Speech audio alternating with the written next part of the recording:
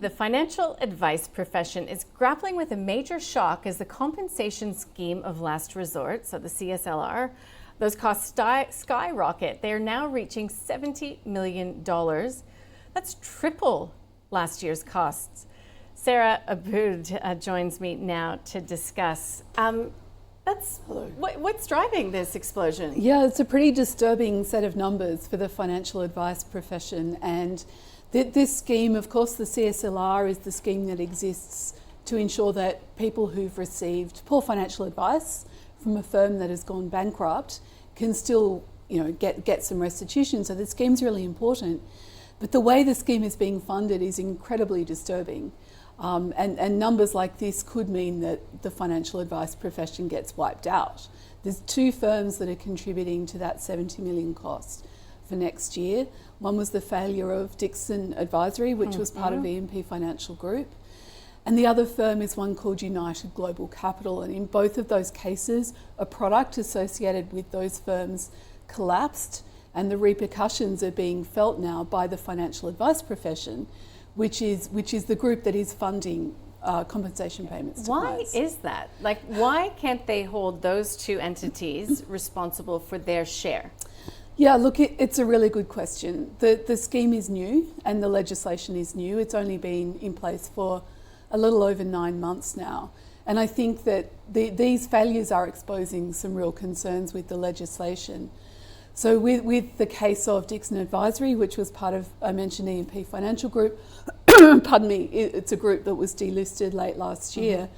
That was a subsidiary of a much larger group, which was put into administration. Clients and advisors were moved to another entity, but there wasn't any consideration for that. But because the advice entity was put into administration, then that becomes something that the compensation scheme needs to fund. So this is obviously causing a huge amount of anger amongst financial advisors, because the people who are funding this are running compliant businesses. In most cases, they're very small businesses, and we just can't afford these kind of numbers. Yeah, so as CEO of the Financial Advice Association, what really is at risk? I know that you say that these small operators could go out of business, but I mean, that's exactly counter to what we're trying to do, as in bolster the numbers and get more people able to access financial advice. That's exactly right. We're going in the wrong direction. The costs are going up, and many of those costs are compliance and regulatory costs. So the cost for a business to have a financial advisor, and now running to many thousands of dollars a year per advisor. And of course, if you're in a small business, your ability to absorb unexpected large costs like that is really limited. What has to happen in many cases is that cost gets passed on to consumers. So we're creating an even worse problem by potentially making financial advice more unaffordable for Australians than it already is, and that's definitely not the way we want to be going. Okay, so it's my understanding there's a Senate inquiry into Dixon Advisory and into CSLR as well.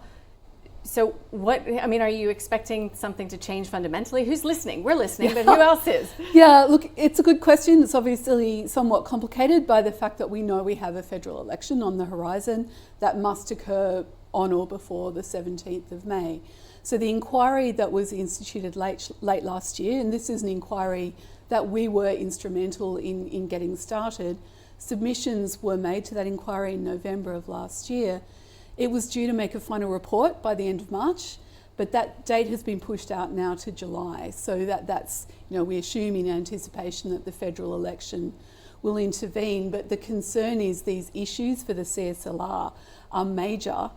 Most of these issues are unknown. So the government was aware, for example, of the issues with Dixon Advisory going back to November 2022. So the problems are known, and we're really looking for action now from government to fix these issues before we push the cost of financial advice completely beyond the average Australian's ability to afford. Okay, so you're advocating, you're asking your members obviously to advocate, and that is reaching out to your MPs or doing that, grassroots movement. Well, absolutely, and our members have been very active in this campaign.